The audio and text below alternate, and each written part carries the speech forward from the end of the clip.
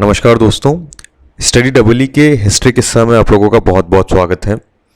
History किस्सा में हम इतिहास की उन घटनाओं के बारे में, इतिहास की उन कहानियों के बारे में बात करेंगे जिन कहानियों को भारतीय इतिहास में केवल एक क्षेत्र तक सीमित कर दिया गया या फिर वो सम्मान नहीं मिला जिस सम्मान की वो हकदार थी। इसी क्रम में आज जो हमारी पहली कहानी है वो कहानी मेरे दिल के बेहद ही करीब है और मेरा ये मानना है कि प्रत्येक भारतीय को ये कहानी पता होनी चाहिए। ये कहानी उस शतरानी की है जिसने अपने राष्ट्र की रक्षा के लिए अपना सिर काट कर अपने पति को निशानी के तौर पर दिया ताकि उसके पति का ध्यान युद्ध में ना भटके। ये कहानी है हाडी रानी की, हाडी रानी सहल कंवर की। सहल कंवर को हाडी रानी इसलिए कहा जाता था क्योंकि वो हाड़ा राजपूत क्लेन से बिलोंग करती थी। हाडी रानी का जन्म वसंत पंचमी के दिन बूंदी के हाड़ा शासक संग्राम सिंह के घर हुआ। जब हाड़ा शासक की बेटी बड़ी हुई तो पिता ने अपनी पुत्री का विवाह मेवाड़ के सलुम्बड़ के सरदार रावत रतन सिंह चुंडावत से किया। चुंडावत क्लेन भी अपने आप में बहुत ही ग्लोरियस क्लेन थी और मेवाड़ पर जब भी कोई आक्रमण होता था जो फर्स्ट अटैक करती थी वो यही क्लेन करती थी। तो पिता ने अपनी पुत्री का विवाह बहुत ही बहादुर व्यक्ति से किया था। जब हाड़ी रानी का विवाह रतन सिंह जी से हुआ उस वक्त मेवाड़ के शासक थे राणा राज सिंह। राणा राज सिंह भी अपने आप में बहुत ही प्रतापी शासक थे और ऐसा कहा जाता है कि मेवाड़ के अंदर राणा प्रताप के बाद के अंदर अगर कोई सबसे प्रतापी शासक और मुगलों को सबसे ज़्यादा मात देने वाला शासक अगर हुआ है तो वो हुए हैं राणा राज सिंह। और उसी समय दिल्ली का जो शासक था वो था औरंगजेब। औरंगजेब और राणा राज सिंह की जो लड़ाई है ये वॉर ऑफ सक्सेशन के बाद की लड़ाई है। वॉर ऑफ सक्सेशन में ऐसा कहा जाता है कि राणा राज सिंह ने एक तरीके से औरंगजेब का गुपचुप तरीके से साथ दिया था कि वो न्यूट्रल रहे थे और मेवाड़ एक बहुत ही बड़ी रियासत थी और मेवाड़ का न्यूट्रल रहना कहीं ना कहीं पे मुगल सल्तनत के विरोध के अंदर लगा था कि उन्होंने औरंगजेब का साथ तो नहीं दिया पर उन्होंने मुगल बादशाह शाहजहां का भी साथ नहीं दिया, वो बिल्कुल न्यूट्रल रहे। तो इससे औरंगजेब को ही फायदा हुआ। पर जब औरंगजेब शासक बना तो औरंगजेब के मुगल बादशाह बनने के साथ साथ ही दोनों के बीच में खटपट शुरू हो गई। क्यों? क्योंकि औरंगजेब अपने आप में बहुत ही ज़्यादा कट्टर मुसलमान था और राणा राज सिंह को अपना धर्म और अपना राष्ट्र बहुत ही ज़्यादा प्रिय था।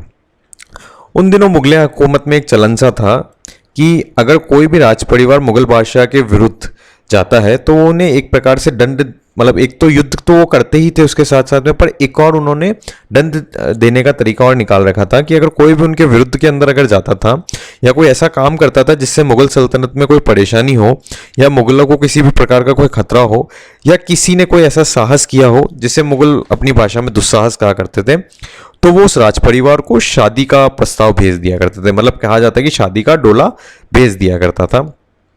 अब चाहे वो राज परिवार अपनी पुत्रियों की शादी मुगल परिवार में शांति से करे तो ठीक है, नहीं तो फिर युद्ध के लिए तैयार होना पड़ता था। ज़्यादातर राज परिवार मान जाया करते थे क्योंकि मुगल फौज काफ़ी बड़ी थी और बहुत ही ज़्यादा क्रूर भी थी। इसलिए जनता की रक्षा के लिए राजा महाराजा अपनी बहन बेटियों का विवाह मुगल परिवार में कर दिया करते थे। इसी क्रम में मुगल बादशाह औरंगजेब की नज़र वर्तमान राजस्थान राज्य के किशनगढ़, जो कि अजमेर के पास स्थित है, की राजकुमारी चारुमती पर पड़ी। चारुमती पर नजर पड़ने के इतिहासकारों के अनुसार दो अलग कारण बताए जाते हैं। पहला कारण यह है कि जब मुगल वॉर ऑफ सक्सेशन चल रहा था 1658 में, तो जो शामूगढ़ का युद्ध था उसमें चारुमती के पिता ने दारा सिकों का साथ दिया था और वो उस युद्ध में वीरगति को तो प्राप्त हो गए थे परंतु उन्होंने औरंगजेब की फौज को काफी ज्यादा नुकसान पहुंचाया था। तो इतिहासकारों के अनुसार पहला कारण यह हो सकता है कि शायद इसलिए औरंगजेब की नजर उनके ऊपर पड़ी। दूसरा कारण जो कि राजस्थान के अंदर और इतिहासकारों के द्वारा ज़्यादा मान्य है वो ये है कि दूसरा कारण ये हो सकता है कि चारुमती ने मुगल बादशाह का जो चित्र था उसका अनादर किया था और ये खबर जैसे ही औरंगजेब तक पहुंची तो उन्होंने उनसे बदला लेने की ठान ली और उन्होंने अपना शादी का प्रस्ताव किशनगढ़ रियासत को भेज दिया गया। जब चारुमती को इस चीज़ का समाचार मिला तो चारुमती जो है वो अपने धर्म, आत्मसम्मान और राष्ट्र सभी को बहुत ही प्यार करती थी। उसने अपने आत्मरक्षा के लिए, अपने आत्मसम्मान के लिए सबसे पहले अपने परिवार से सहायता मांगी, परंतु औरंगजेब की फौज और क्रूरता के सामने खुद को विवश बता चारुमती को समझाने का प्रयास किया और कहा कि आप मान जाइए वरना औरंगजेब की फौज पूरे राज्य को नष्ट कर देगी और राज्य की बहन बेटियों के ऊपर भी बहुत ज़्यादा खतरा हो जाएगा, तो भलाई इसी में है कि आप शादी के लिए हाँ कर दीजिए। परंतु चारुमती की जो स्त्रीत्व था और जो चारुमती का आत्मसम्मान था, उन्होंने उसके साथ के अंदर चारुमती ने किसी भी प्रकार का कोई भी कॉम्प्रोमाइज़ करने से मना कर दिया। चारुमती अपने आप में कृष्ण भक्ति, बहुत ही बड़ी कृष्ण भक्त उन्हें कहा जाता है, और उसने अपने आत्मसम्मान भी बहुत ज़्यादा प्रिय था। तभी उनके दिमाग में राजा राज सिंह का एक कथन याद आता है। उस समय राजा राज सिंह ने एक कथन दे रखा था कि अगर कोई भी राजपूत महिला, कोई भी हिंदू महिला, ज़्यादातर राजकुमारियाँ, अगर उनका विवाह किसी भी मुगल से कराया जाता है तो वह उन्हें पत्र लिख सकती हैं और राणा राज सिंह उससे विवाह कर लेंगे, ठीक है, और वो उन्हें अपनी रानी बना लेंगे। अगर कोई भी राजकुमारी, मतलब राणा राज सिंह ने ऐसा कह रखा था कि अगर किसी भी राजकुमारी का विवाह उनकी मर्जी के विरुद्ध मुगलिया सल्तनत के अंदर होता है तो वो उन्हें पत्र लिख सकती हैं और वो उन्हें एक्सेप्ट कर लेंगे एज ए अपनी रानी, और उन्हें मुगलिया सल्तनत में विवाह करने की कोई भी आवश्यकता नहीं है। मतलब कि राणा राज सिंह ने ये कह रखा था कि मैं आप लोगों की प्रोटेक्शन करूंगा और आप लोगों को मुगलिया सल्तनत में या अपना धर्म परिवर्तन करने की कोई भी आवश्यकता नहीं है। तो चारुमती के दिमाग में जैसे ही ये आया तो चारुमती ने अपना प्रस्ताव शादी का राजा राज सिंह को भेजा। राजा राज सिंह ने अपने सामंतों के साथ में एक मीटिंग करी और उस मीटिंग करने के बाद के अंदर राजा राज सिंह ने वो प्रस्ताव एक्सेप्ट कर लिया। राजा राज सिंह को भी इस बात का पता था कि उन्होंने प्रस्ताव के लिए तो उन्होंने मान लिया है, पर वो प्रस्ताव मानते ही उन्हें यह भी ध्यान था कि औरंगजेब आक्रमण करेगा ही करेगा। जब उन्होंने मंत्रियों को ये बात बताई तो मंत्रियों ने कहा कि राणा जी आप जाइए, विवाह करिए, अगर युद्ध होगा तो हम लोग इसको हैंडल करेंगे, हम लोग इसे देखेंगे। तो अब सबसे पहले युद्ध की स्थिति, क्योंकि औरंगजेब ने फौज अपनी भेज दी थी, तो अब युद्ध की स्थिति में यही तय हुआ कि कैसे भी करके औरंगजेब की फौज को अजमेर तक रोका जाएगा और जब तक राणा जी विवाह करके आएंगे और वो खुद फौज को ज्वाइन कर लेंगे। जैसा कि मैंने आप लोगों को पहले ही बताया था कि अगर मेवाड़ के ऊपर किसी भी प्रकार से कोई भी हमला होता था तो जो फर्स्ट अटैक होता था वो करते थे सलुम्बर के चुंडावत, ठीक है। तो सलुम्बर के चुंडावत तक ये खबर पहुंचाई गई कि औरंगजेब आने वाला है और इस प्रकार से ये बात हो चुकी है। तो सलुम्बर के चुंडावत, रतन सिंह चुंडावत तक जैसे ही समाचार पहुंचा तो रतन सिंह चुंडावत ने फर्स्टली यही कहा कि देखिए अभी तो मेरा विवाह हुए हुए कुछ दिन ही हुए हैं, कुछ इतिहासकार ये कहते हैं कि कुछ घंटे ही हुए थे। तो उन्होंने कहा कि अभी मुझे थोड़ा सा वक्त लगेगा, आप किसी दूसरे को भेज दीजिए। फर्स्टली उन्होंने ये कहा था कि आप किसी दूसरे को भेज दीजिए, पर जैसे ही सलुम्बर के सरदार की रानी तक, रानी कौन, हाड़ी रानी सहल कंवर तक ये बात पहुंची तो उन्होंने अपने पति को समझाया। उन्होंने कहा कि देखिए मेरे कारण से ऐसा ना हो कि आपकी पूरी क्लेन, आपकी पूरी जो भी फोर फादर ग्रैंडफादर्स थे उन सब के ऊपर ऐसा आ जाए कि शादी के बंधन की वजह से या मेरी वजह से ये युद्ध पे नहीं गए।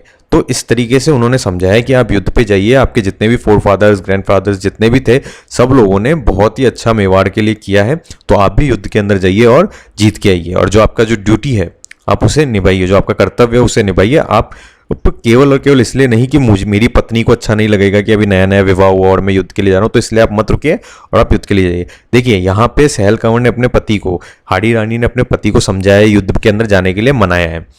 तो रतन सिंह जी ने अपना ठीक है एग्री हो गए, वो रतन सिंह जी चुंडावत, उन्होंने ठीक है महाराजा को ओके कह दिया।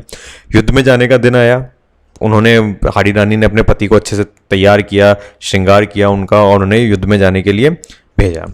ऐसा कहा जाता है कि जैसे ही राणा जी कुछ दूरी पे गए, उन्होंने जहाँ पे अपना फर्स्ट डे अपना जहाँ स्टे किया, उन्होंने अपने एक सेवक को हाड़ी रानी के पास में भेजा और उनसे कहा, अगर मैंने राणा जी कहीं बोल दिया तो सॉरी। जैसे ही रतन सिंह जी आगे गए और एक दिन बाद के अंदर उन्होंने अपने सेवक को भेजा और कहा कि आप जाइए हाड़ी रानी के पास के अंदर, आप जाइए रानीसा के पास के अंदर और उनसे कहिए कि आप मुझे अपनी कोई निशानी दे दीजिए ताकि उसके साथ के अंदर मैं युद्ध अच्छे से लड़ सकूं, मुझे आप अपनी कोई निशानी दीजिए, ठीक है। तो जो सेवक था वो रानी के पास गया और उन्हें कहा कि आप अपनी कोई निशानी दीजिए, जो सरदार है वो आपकी निशानी मांग रहे हैं, रतन सिंह जी आपकी कुछ निशानी मांग रहे हैं। तो हाड़ी रानी ने कहा कि देखिए मेरे पास में निशानी देने के लिए अभी तो कुछ नहीं है, आप उन्हें कहिए कि आप अच्छे से युद्ध करिए, मैं उनका वेट करूंगी और आप आइएगा। तो सेवक ने जाके रतन सिंह जी को कह दिया कि देखिए हाड़ी रानी ने निशानी तो कुछ दी नहीं है और उन्होंने कहा कि आप अच्छे से युद्ध करिए और मैं आपका वेट करूंगी। सेकंड डे थोड़ा सा और आगे गए, उन्होंने वापस से सेवक को भेजा और उन्होंने कहा कि आप कुछ निशानी दीजिए। सेवक वापस से रानीसा के पास गया और उन्होंने कहा कि निशानी मांगिए, तो वो उन्होंने कहा कि उन्हें कहिए कि मैं उनका वेट करूंगी और आप युद्ध को जीत के आइए, अच्छे से आइए। तो उन्होंने वापस से कह दिया, क्योंकि हाड़ी रानी के दिमाग में यही चल रहा था कि अगर बंदा फोकस कैसे करेगा अगर वो निशानी अगर इतना वो चल रहा है तो। थर्ड डे वापस से रतन सिंह जी ने उसी सेवक को भेजा, कहा कि नहीं अब की बार तो आपको कुछ ना कुछ निशानी लेके आनी ही है। तो अब जैसे ही थर्ड डे सेवक जो है हाड़ी रानी के कक्ष में पहुंचा निशानी के लिए कि नहीं रतन सिंह जी ने इस बार तो कुछ ना कुछ निशानी मांगी ही मांगी है, तो रानी ने अपने पास के अंदर जो सेविका खड़ी थी उसको कहा कि जरा वो तलवार मुझे हाथ के अंदर देना, और उसको कहा कि जो अब मैं करने जा रही हूं मेरा जो शीश है उसे तुम राजा जी अपने जो सरदार हैं उन्हें निशानी के तौर पर दे देना। और इतना बोलते ही उन्होंने अपनी जो गर्दन है उसे धड़ से अलग कर दी। जो सेवक है उसकी आंखों में आंसू, जो वो आपकी जो उनकी जो दासी है उसकी आंखों के अंदर आंसू की रानी सा ने ये क्या कर दिया। और उन्होंने अपना जैसे ही सर कटा गिरा, उसके बाद के अंदर जो सेवक था उसने कहा कि एक सोने का थाल लाया जाए, और एक सोने का थाल गया। रानी का कटा हुआ शीश उस सोने के थाल में रखा गया और उसके बाद के अंदर उसे एक लाल कपड़े से ढक दिया गया। सेवक डरता डरता बड़ी अपनी छाती को गांठी करके और रतन सिंह जी के पास में पहुंचा, और उन्होंने कहा कि सेवक को देख के रतन सिंह जी को भी थोड़ा सा लगा था, बट एकदम से कौन सोच सकता है कि ऐसे कटा हुआ सिर आ गया। पर जैसे ही उन्होंने कपड़ा उठाया तो निशानी के तौर पर उन्हें हाड़ी रानी की गर्दन दिखी।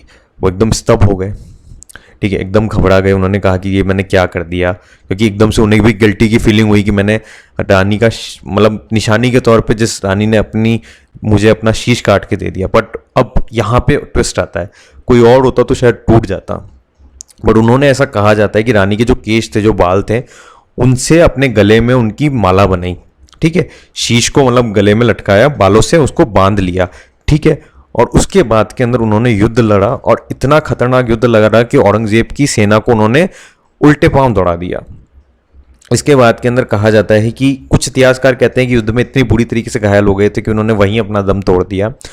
कुछ इतिहासकार ये कहते हैं कि उन्होंने युद्ध खत्म होने के बाद में अपना भी शीश जो है वो धड़ से अलग कर दिया और वो वहीं वीरगति को प्राप्त हो गए। देखिए, इस कहानी में आप लोगों को कई सारी चीज़ें सीखने को मिली होगी। फर्स्टली कि लोग की स्त्रियां अपने अस्तित्व के लिए कितनी ज़्यादा, उस वक्त की स्त्रियां अपने आत्मसम्मान के लिए कितनी ज़्यादा मतलब कितनी ज़्यादा वो सजग थी। इसके साथ साथ के अंदर राष्ट्र की रक्षा के लिए शतरानियाँ, मतलब राजस्थान के अंदर कहा जाता है कि राजस्थान वीरों की धरती के साथ साथ में वीरांगनाओं की भी बहुत बड़ी धरती है।